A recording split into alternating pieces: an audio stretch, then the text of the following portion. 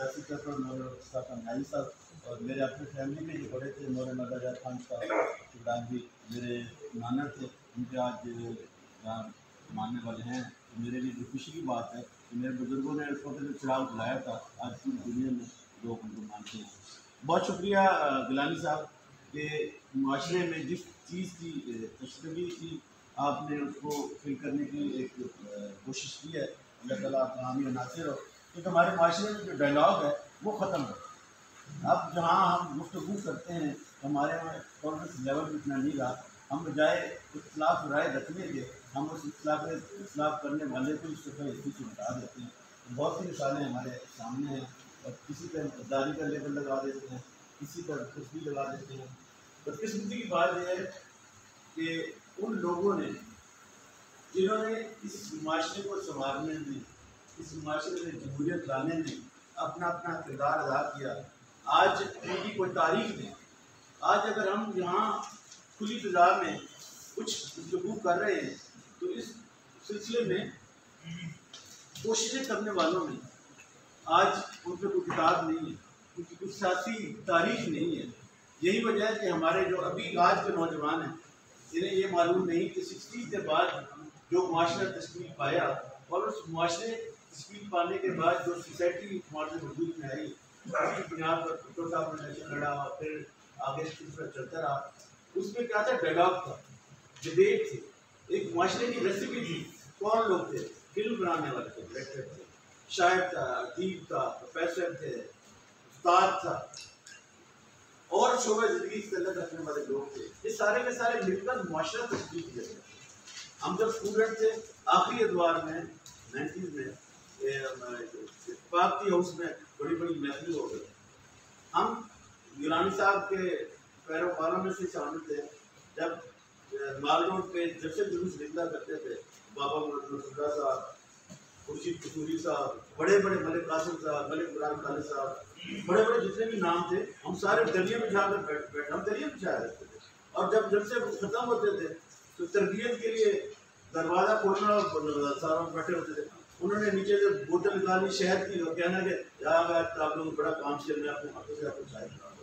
ये थी एक सियासी तरबियत, ये था एक निज़ाम, ये था एक क्रिटिकल कैडर। फिर उसके बाद हमारे यहाँ स्टूडेंट यूनियन हुआ करती थी, जिस दौर में आप भी हम थे स्टूडेंट, हमने वहाँ से तरबियत ली। जब एक रास्ता ही कट गया, एक आपने डक्का ही लगा दिया, तो फिर जिस किस्म के हालात और वाक़यात गिलानी साहब आज हम देख रहे हैं, तो इसमें मेरा ख्याल है कि हमारी इस नस्ल का कसूर नहीं है, इस हमारा कसूर है कि हमने जो कुछ पढ़ा, जो कुछ हमने तजुर्बा लिया, हमने उसको ट्रांसफॉर्म नहीं किया। जैसे कि आपने भी बात कर रहे थे हमारे बुजुर्ग इस्लाम भाई साहब, मैंने एक दफ़ा कॉलेज में 90 में रसूलुल्लाह साहब को बुलाया, तो उनकी तकरीर आज भी मेरे पास प्रेस में पड़ी है कि उन्होंने कहा कि जब भी जमहूरियत मजबूत होने लगती है हर 10 साल बाद उनको बना, और वो सिलसिला आज भी जारी है। तो किस्मती से हमारी सियासी जमातों ने इस तमाम तनाज़ुर में कुछ सीखा नहीं। मसलन एक मेच्योरिटी आ गई थी 2006 में जब मुहतरमा बेनज़ीर भुट्टो शहीद साहब ने और नवाज शरीफ साहब लंदन में चार्टर ऑफ डेमोक्रेसी साइन किया, और उसमें जो 10वीं शिक थी वो ये थी कि जब भी हम इक़्तिदार में आएंगे, इक़्तिदार में आने के बाद पहले 3 महीनों में हम जो जैसे आप कई मेरे भाई कि हम जो निचले लेवल के इंतखाबात हैं, 3rd टियर के, ये करो। इससे क्या होगा, इससे नर्सरी आनी। आपने देखा होगा कि जितने भी माजी में हमारे लीडर का जमात इस्लामी के हों, पीपल पार्टी के हों, नून लीग के हों, कि और किसी जमात के होते हैं, ये सारे के सारे स्टूडेंट्स लीडर थे। और जब ये स्टूडेंट लीडर गए पार्लियामान में तो इन्होंने अपना अपना रोल अदा किया। आज वो रोल रुक गया, लेकिन इतनी मायूसी की बात भी नहीं है कि हम ये कहें कि कुछ भी नहीं हो रहा, बहुत कुछ हो रहा है, रेजिस्टेंस है। जैसे भाई साहब बता रहे थे कि इतना अर्सा हमारे यहाँ मार्शल लॉ रहा और उसके बाद सेमी मार्शल लॉ रहा और अब चेन डेमोक्रेसी है, तो इसको बदलने में हमें अपने गिरवानों में झांकना चाहिए कि हमारा क्या तकाज़ा है, कि हमने कोई कंट्रीब्यूशन की है। हम चूँकि मीडिया में भी आते हैं, सिविल सोसाइटी में हम काम करते हैं, सोशल एक्टिविस्ट हैं, तो मेरे भाई वकील जब दाखिल होते पूछते हैं मौलवी साहब तो की बनेगा, मैं क्या बहुत कुछ हो सकता है, वो कैसे?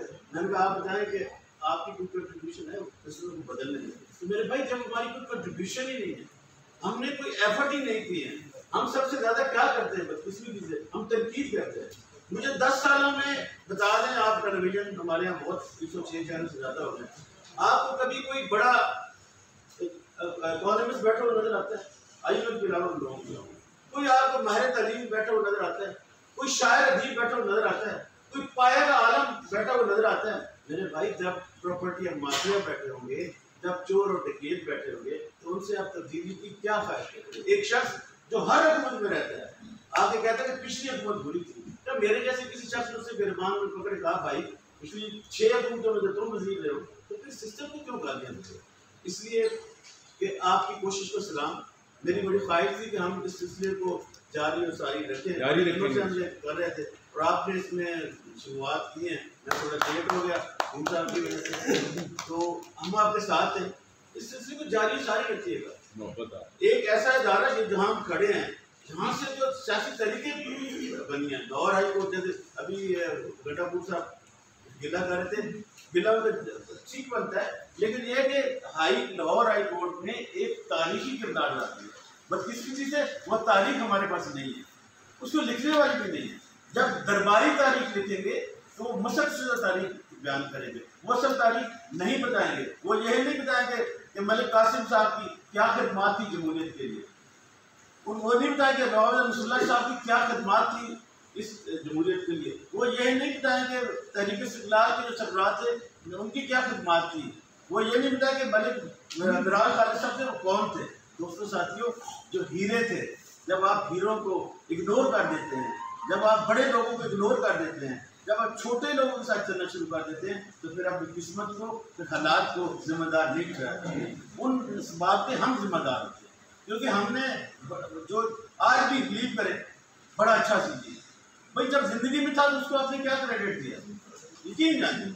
हमें शर्म आती है कि आज भी लाहौर में ऐसे ऐसे हीरे पड़े हुए हैं, उनसे कोई पूछने वाले नहीं, इसलिए हम नहीं कहते हैं पहचान करें, उनको बाहर निकालें। ये वो लाहौर था जहाँ से तारीख बनती थी। मैं सरगोदा मियाँ वाली का रहने वाला हूँ, यकीन जानिए हम यहाँ आया करते थे, जब भी कोई तारीख चली, कोई जलसा जुलूस होता था, बदकिस्मती से यहाँ में आके अपनी शिनाख्त अलग से बनानी पड़ी, वहाँ मेहनत करनी पड़ी, यहाँ आके मेहनत करनी पड़ी। लेकिन यह है कि हम सियासी कैडर नहीं बना सकते। आज का हमारे तालीमी इदारों में कोई है कहीं भी जाए, बदकिस्मती से हमारे उलमा कराम भी वो किरदार अदा नहीं कर रहे मस्जिद मेंबर से, तो जो तकलीफ करें, अभी रोना तो रो रहे हैं, क्या हमारी कंट्रीब्यूशन, कहाँ से कोई चश्मा फूट रहा है? हमने कोई नया फैज पैदा किया, कोई नया फरार पैदा किया, कोई नया मुन्नू भाई पैदा किया, कोई नया मलिक कासिम पैदा किया? जब चोर पैदा करेंगे तो भाई चोर डकैती करेगा, वो कोई प्रोफेसरों को साथ लेकर नहीं बैठेगा, उनकी कंपनी चोरों वाली होगी, लुटेरों वाली होगी, डाकुओं वाली होगी। लिहाजा हमें ये चाहिए कि अपने अपने हिस्से का किरदार डालना। दूसरी बात बड़ी अहम है, आपके जमहूरी निज़ाम में सियासी जमातों का किरदार वाकई किरदार है और बनता है, होना भी चाहिए। ये मुआशरा सियासी लोगों की वजह से व्यवस्था है। मैं वो ये कहना चाहूँगा कि हमें कोशिश करनी चाहिए कि हम तमाम सियासी जमातों को एक प्लेटफॉर्म पे करके ब्रिजिंग करें, ताकि उनमें जो लोग ऐसे लोग हैं जो एजेंसियों के लोग हैं, हर जमात में हैं, मैं ज़ाती तौर पर जानता हूँ, लेकिन हमें उन लोगों को निकाल के उस सियासी पटरी पे चढ़ाना है जमहूरियत की वजह से, और रिकन्सिलिएशन का सिलसिला वो शुरू करना चाहिए कि आए हम आगे बढ़ें और अपने तलफात भूल जाएँ, तभी मुल्क आगे तरक्की कर सकता है। मैं इसकी आखिरी मिसाल ये देना चाहूँगा, आपको याद होगा नेल्सन मंडेला की बड़ी जद्दोजहद, तारीख में बड़ी जद्दोजहद है, उन्होंने बड़ी सोचते बर्दाश्त की, और जो गोरा जेलर होता था उन्होंने अपनी किताब में लिखा, मैं अपने पास सपोर्ट भी कर रहा कि सुबह के टाइम वो जैसे हम कमर खोलते हैं, वो गड़ा खोदा हुआ था, उनको खड़ा करके तो पेशाब किया करते जेलर। ज़ाहिर सिस्टम बदला, और सिस्टम बदलने के बाद जब नेल्सन मंडेला जीते और सदारत का हलफ उठाने लगे, तो उन्होंने जो अपने कट्टर दत्तर लोग थे उनसे कहा कि यूँ करो कि जो जेलर जेल में थे, जो फलां लोग थे, उनको बुलाएं। उन्होंने कहा क्यों सर? उन्होंने तो बड़ी हमारे साथ आपके साथ बड़ी बदतमीजी की है, आपको ह्यूमिलेट किया है। उन्होंने कहा नहीं, उनको बुलाएं और पहले से तो बताएं। मैंने कहा ठीक है, बुला लेते कि हमें मिच बताएं, बुलाने की जरूरत क्या है? तो नेल्सन मंडेला ने कहा कि देखिए, अगर आप चाहते हैं कि साउथ अफ्रीका तरक्की करे तो फिर हमें ये चीज़ें भूलनी होगी, सब कुछ भूल के मुल्क का सोचना होगा। बदकिस्मती से हम पाकिस्तान का नहीं सोचते। हमारे में सोच नहीं है। जिस इदारे में आप खड़े हैं, काश यहाँ पर मुनसिफ लोग होते, इंसाफ देने वाले, फिर हमारा मुआशरा तरक्की कर रहा होता। आज इंसाफ देने वाले नहीं है। कभी हाई कोर्ट के जज पे ये नहीं लगा था कि वो रिश्वत लेता है, पैसे देता है, आज बिल्कुल है, लेकिन हम जैसे लोग उनके हाथ नहीं लोग, इसलिए तो हम कमज़ोर हैं। कमज़ोर क्यों हैं? हमने अपने जैसे लोग ही नहीं पैदा किए। अभी गिलानी साहब की कितनी जद्दोजहद मुझे बताएं, लेकिन वो मान लीजिए वो 3 में पब्लिक इंटरेस्ट में रिटे करते हैं तो ये आईना में देता है। लेकिन हम जब चोरों डकैतों और 200 भाइयों हाथ नहीं रोकेंगे, कदम नहीं रोकेंगे, सियासी हमारे यहाँ ये रफीक बदर साहब बैठे हुए, रफीक बदर के भाई हैं हमारे यहाँ सियासी कारकुन हम जिन्हें जानते हैं, जिन्हें हम उस्ताद मानते हैं, वो आके बैठे होते हैं, लेकिन उनके बेचारों को तो रोल ही नहीं है। मैं ये कैसे मान जाऊं कि मैं 45 साल की जदोजहद सियासत में है, मैं एक ऐसा शख्स जो कल आया मैं उसे सियासी लड़का मैं नहीं मान सकता, इसलिए कि हमने नज़रियाती वो नज़रियात थे कि हमने इस मुल्क में निज़ाम बदल दिया। अभी गन्नापुर साहब कह रहे थे ये जो आपको याद होगा कि मॉडल टाउन वाली सारी इंक्वायरी मैंने करवाई थी और आखिर में मेरी गाड़ी यहाँ से हाईकोर्ट से उठा कर ले गई। ये होता है आपको जब खड़े होते हैं तो भाई मेरे सख्ती और मुसीबतें बर्दाश्त करनी पड़ती है। क्या आज बटे हुए हमारे भट्टी साहब, यहाँ आपको याद नहीं है कि हमारे जो जर्नलिस्ट भाई थे, 4 लोग कोड़े पड़े थे, वो कहते मसूद खान साहब बीमार है तो उनको ना मारे, तो नहीं मुझे नहीं मारे, मुझे नाम है मार दिया खावत नहीं मास्टर साहब है, लक्की साहब है, ऐसी बात नहीं है। तारीफ बड़ी बड़ी है तो अफराद छकना है जिन्होंने बिलीव करे। आज के ज़माने में माचिस लगा ले आप बंदा मार दो, मुझे आपने क्यों, आज भी इतनी झालत कर रहा है, टॉलरेंस लेवल नहीं है। मैं अभी मेरा वो कदम जैसे ऐसी बात नहीं है, मैं नाले में गया तो मैं रस्ते में रखा अपने गाँव में मैंने पूछा था मगर ये वाली क्यों नहीं करती, मुझे कुछ नजर नहीं आ रही, तो अगर भाइयाँ यहाँ घूम करे ना तो वो बंदा मार देते हैं कि मुझे क्यों हाथ लगा, ठीक है। इसलिए बच्चों भारत आज भी है, लेकिन हमारी जमहूरियत दोष न दे। आज इस जमहूरी मुल्क की वजह से यहाँ पर आज क़यादा ने कोई तोपों की और गोलों की और बंदूकों का टैंकों का पाकिस्तान बनाया था, एक सियासी गंडाव के सिलसिले बनाया था। आज आपको मुबारकबाद देते हैं कि आपने एक पुराने सियासी कारकुन के नाते जो सिलसिला शुरू किया, हम आपके साथ हैं, उसको कंटिन्यू रखिएगा। 15 दिन बाद ऐसा चीज़ें बनती है। और आखिर में जो ड्रोन एरिया ने कहा था कि जब चारों तरफ अंधेरे छा गए तो उन अंधेरों के सद्देबाकी तलाश किए, क्यों अंधेरा फैला, अपने अपने हिस्से की क्षमा जलाया करते हैं। जब हर बंदा क्षमा जलाएगा तो रोशनी होगी। आपने जो क्षमा जलाई है, हम भी आपके साथ एक और क्षमा जला लेंगे।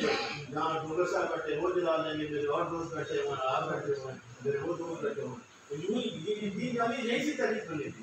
ये रॉयल मूवमेंट हमने नहीं बनाई थी, आज हम वही खड़े, हम नहीं बदले, वो बदल गए।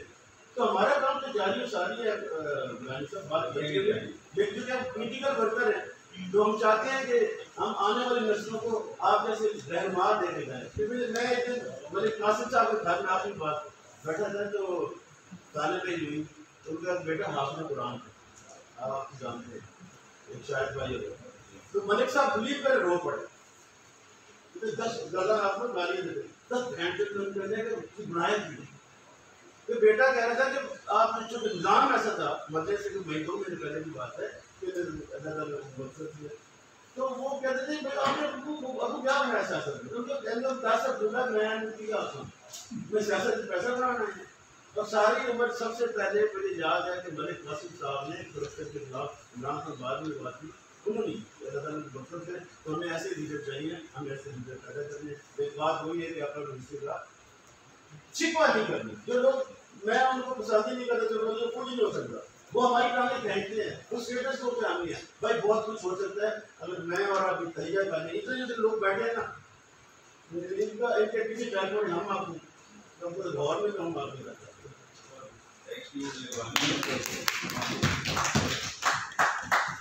है।